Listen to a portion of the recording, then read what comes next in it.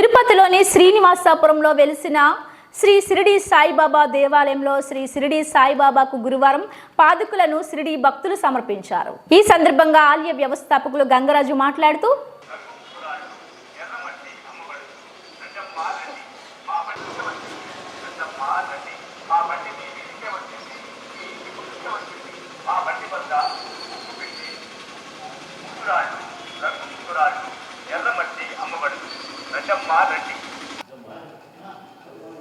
ఇంకొక విశేషం ఏమంటే మన షిరిడి సాయిబాబా మందిరంలో వెలిసినటువంటి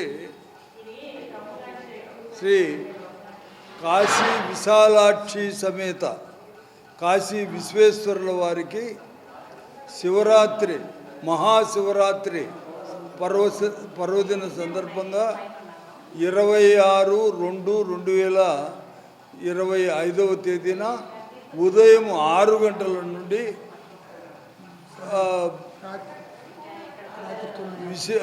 రాత్రి లింగోద్భవ కాల అభిషేకం వరకు అంటే 6 గంటలకు మహన్యాసపూర్వక ఏకాదశి రుద్రాభిషేకం ప్రఖ్యాత ఋత్విక్కులచే నిర్వహించబడును. తదనంతరం రుద్ర హోమము, పార్వతీ పరమేశ్వరుల కళ్యాణము నిర్వహించబడును. ఈ తర్వాత అందరికీ అన్నదానము చేయబడును.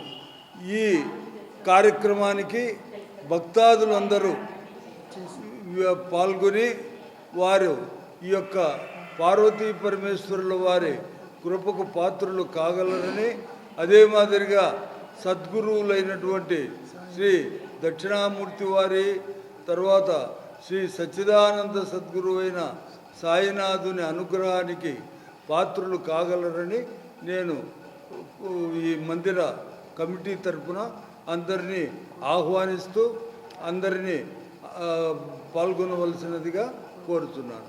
శ్రీ సాయినాథాయ నమః.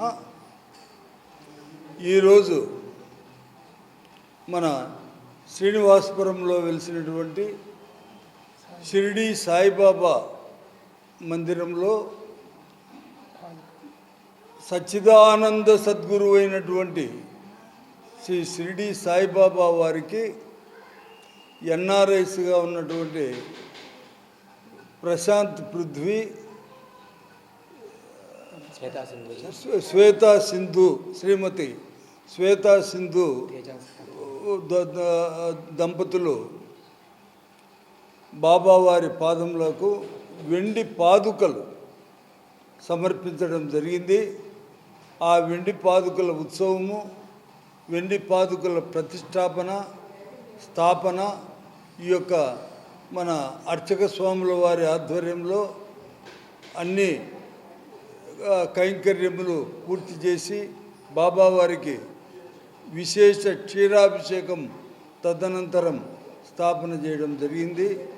ఈ యొక్క వారికి, ఈ యొక్క దాతలకు, వారి కుటుంబ సభ్యులకు ఆయురారోగ్యాలు, అష్టైశ్వర్యాలు ప్రసాదించాలని, నేను బాబావారి ఆశీస్సులు మెండుగా ఉండాలని బాబావారిని ప్రార్థిస్తున్నాను.